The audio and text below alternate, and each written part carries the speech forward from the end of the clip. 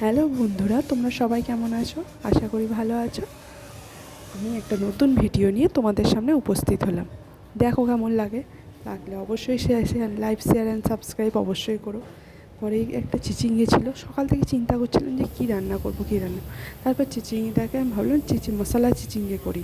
চিচিঙ্গেটাকে কেটে নিলাম, আলুটা কেটে নিলাম, পেঁয়াজ আর লঙ্কা কেটে নিলাম। কড়াতে অল্প তেল দিলাম। তেল খাওয়া আমার বেশি পছন্দ নয়, তাই আমি বেশি তেল ব্যবহার করি না, তোমরা সেটা জানো। এতে চিচিঙ্গে পেঁয়াজ দিয়ে লঙ্কা দিলাম, চিচিঙ্গে আলু সমস্ত কিছু একটু হালকা নাড়াচাড়া করে নুন হলুদ দিয়ে দিলাম, দিয়ে একটু নাড়াচাড়া করে ঢাকা দিয়ে দিলাম। দেখতে পাচ্ছ হয়ে গেছে, মোটামুটি কষানোর মতো পরিস্থিতিতে চলে এসেছে।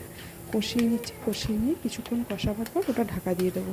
চিচিঙ্গে এমনিতে খুব একটা আমার ভালো লাগে না, কিন্তু এরকম মশলাদার চিচিঙ্গে খুব ভালো লাগে খেতে। দিয়ে এটা নাড়াচাড়া করে একটু ঢাকা দিয়ে দেবো, মানে একদম শুকনো শুকনো হবে। দেখো নামিয়ে ফেলেছি, রেডি হয়ে গেছে মশলা।